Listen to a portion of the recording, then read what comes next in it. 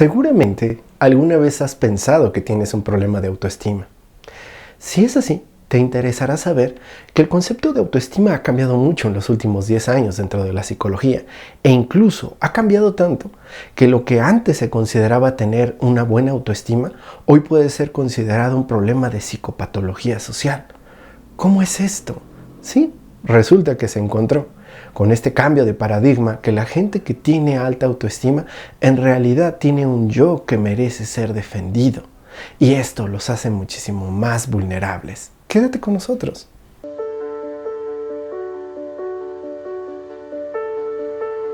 Sí, todo empezó hace más o menos 20 años, cuando se dieron cuenta que los talleres y seminarios para elevar la autoestima no estaban dando buenos resultados.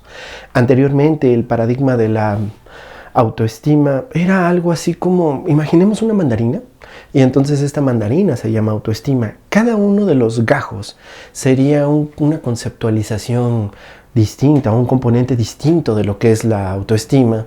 Podría ser algo como autoconcepto, autopercepción, autoadjudicación, concepción de autoeficacia y algunas otras concepciones que incluso hoy ya no están en boga. ¿Por qué se derogó este concepto de autoestima? Sucede que de 100 participantes que entraban a los talleres de autoestima, la gran mayoría, tal vez el 95%, salían sintiéndose muy bien. Y después de un tiempo, a los 2 o 3 meses, no se sentían ya bien más de la mitad. Y a menos de 6 meses, la gran mayoría de los asistentes a estos talleres no se sentían bien. ¿Por qué? El problema era el concepto de autoestima. Resulta ser que en estos talleres, para mejorar el concepto de autoestima, se utilizaban principalmente 2 tipos de técnicas. Uno era hacer un referendo, un recuento de cuáles eran las habilidades o los logros que había tenido esa persona. Quiero que metafóricamente pienses en una serie como de condecoraciones militares. Y entonces lo que hacían en los talleres eran ayudarle a la gente a recordar las cosas, los éxitos de su vida.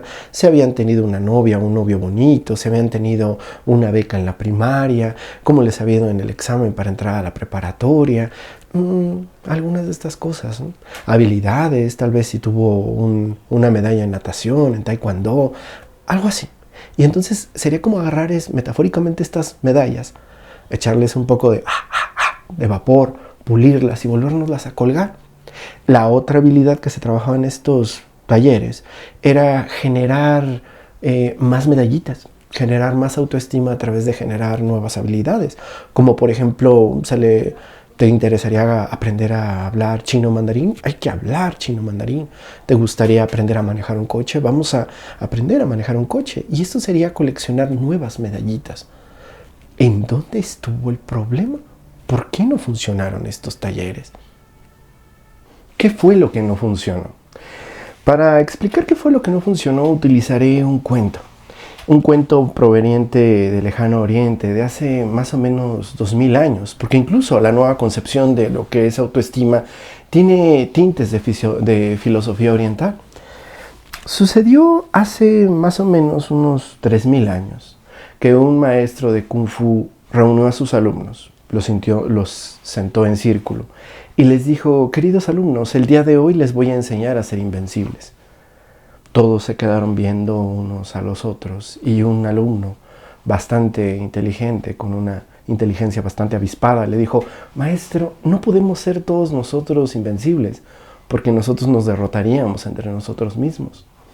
El maestro le sonrió, le dijo: sí, tienes razón. Lo que pasa es que hay una mala interpretación de ser invencible.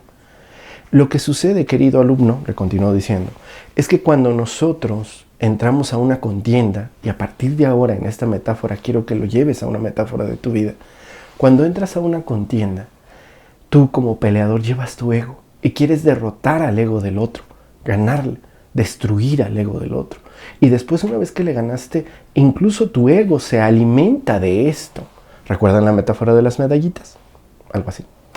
Y entonces, para que esto no suceda, tienes que adoptar, decía el maestro, tienes que adoptar una nueva mística, una nueva forma de pensar las cosas. Tienes que entrar derrotado. Y todos se quedaban viendo entre ellos. Decían, ¿tenemos que entrar derrotados? ¿sí? Así en la contienda se sacará el mayor provecho.